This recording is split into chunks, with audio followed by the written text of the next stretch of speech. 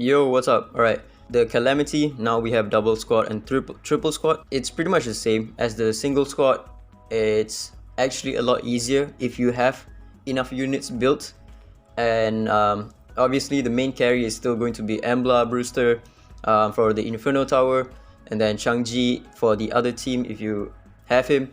And yeah, I'm just gonna go through all three like real quick. It's easier in a sense, it's easier from the single tower, because the single tower you bring one team against like 2 to 3 waves. Yeah, you bring like one team against 2 to 3 waves, but this time around you bring 2 teams against 2 rounds or 2 waves.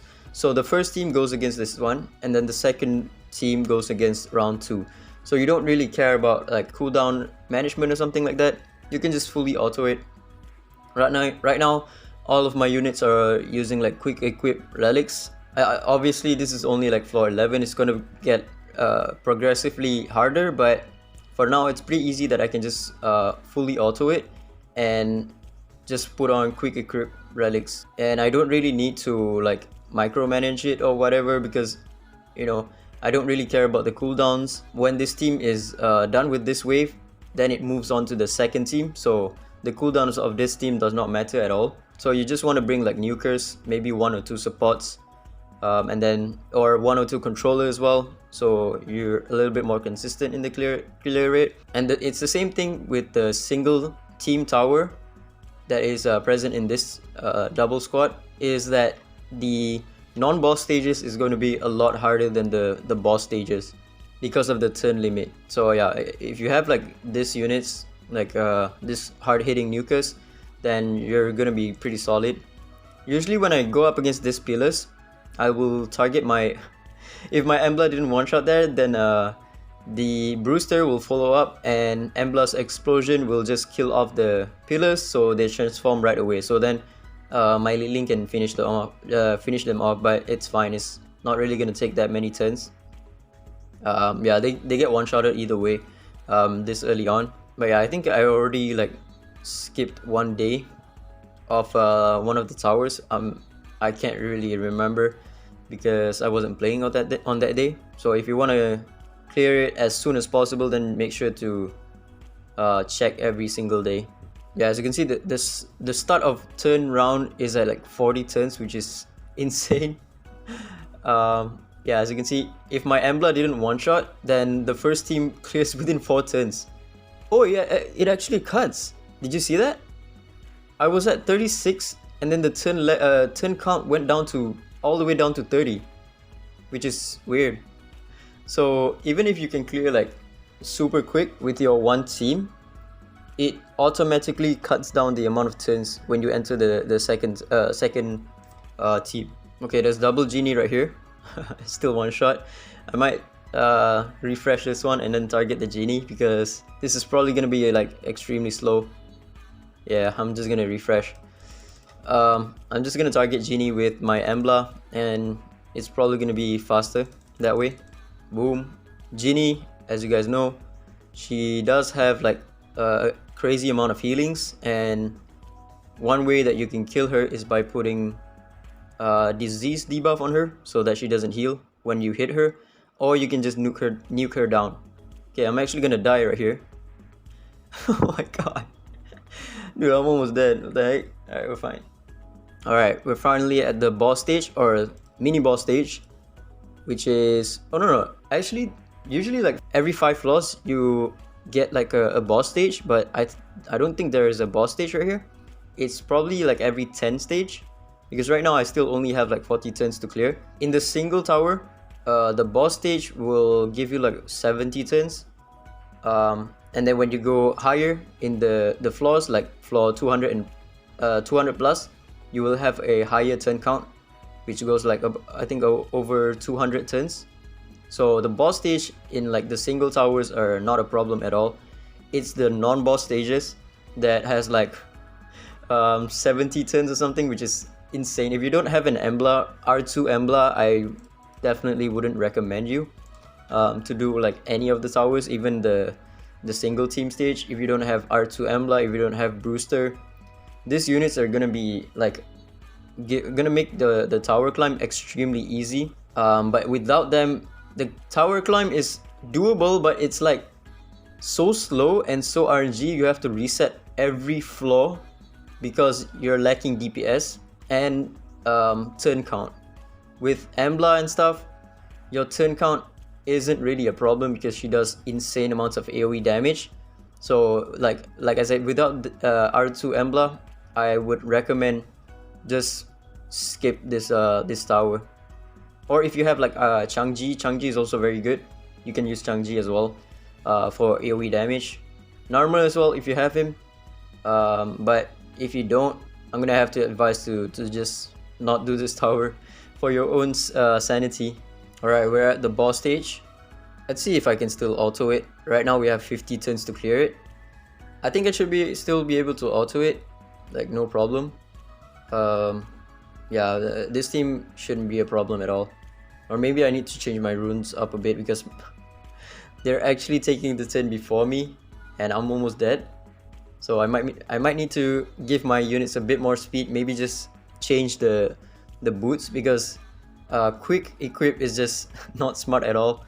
It gives like, I think all of my DPS units are on War Machine, which is so bad. I don't even have like good War Machines right now.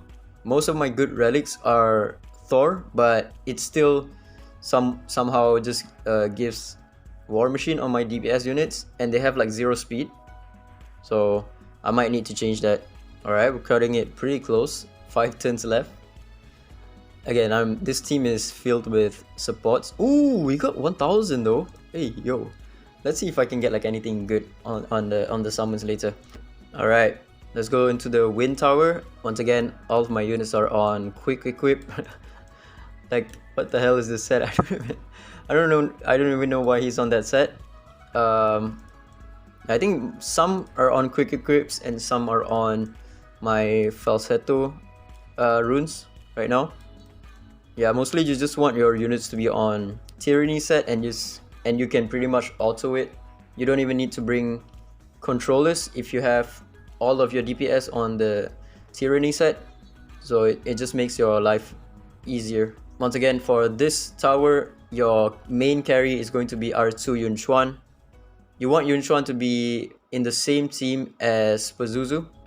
And your Camille, because Camille is a very good DPS as well.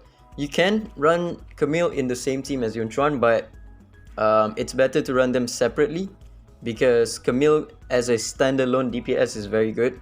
So you want like Pazuzu, someone that does no damage on their bleed effects, to be with Chuan. So you have two good DPS in 2 good teams. I pretty much will have no problem climbing the towers, I think all the way up to like floor 100 with the double squad, because wind espers I have like good Inferno, wind and flow espers that I can just pretty much climb the tower without any problem. But if you're someone that hasn't built most of your units, then you're definitely gonna have like a lot of trouble.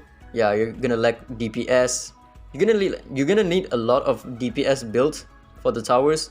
Not so much for supports because of the turn limit, right? The turn limit is gonna be like your biggest hurdle in this tower. It's not like, it's not surviving that you're gonna be worried about. It's just the turn limit. The turn limit is extremely low.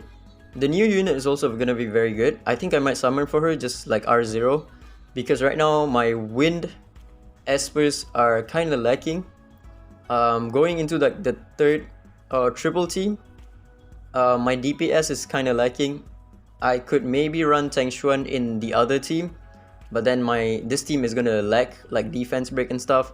So I might summon for Farah, just for her, because she's very good, right? She has defense break, she has shield, not shield, she has a freeze, all of which are very good in this type of content. And she also does a lot of damage herself. She can guaranteed crits as well. So if you want to summon for Farah, then she's gonna be great for this type of towers. It's pretty easy so far. I've been able to auto all the way through floor 30, but once again, it's the same thing as the single tower. single team tower, if you don't have the units, then you're gonna struggle for each and every floor, like past. Plus, I would say even past 150, you're gonna struggle heavily on the turn count if you don't have specific units built or specific resos. Like if you don't have a Chuan R2, you don't have an Embla R2, then the turn limit is gonna heavily affect you. But for players like me that have this resonance, it's just gonna be a blitz. I can just fully auto, just like the single team tower. I auto like floors all the way to floor 260. The only flaws that I don't auto is when the boss has a Jin Yu Yao. That's it.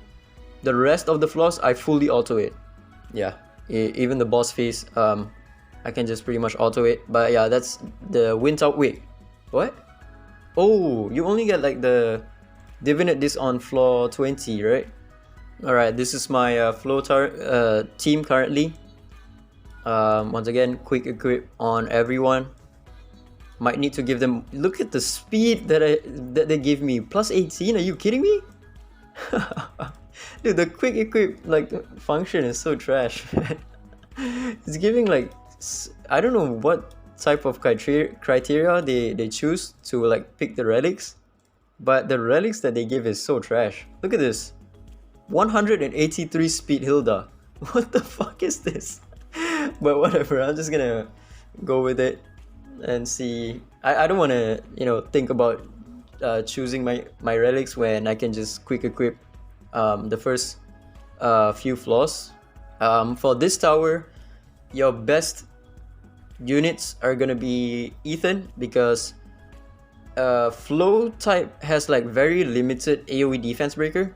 Aside from like maybe R2 Zora and Hilda, the only one that defense break AoE is Ethan.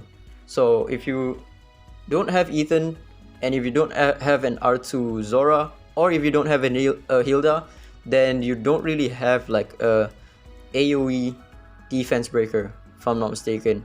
Yeah.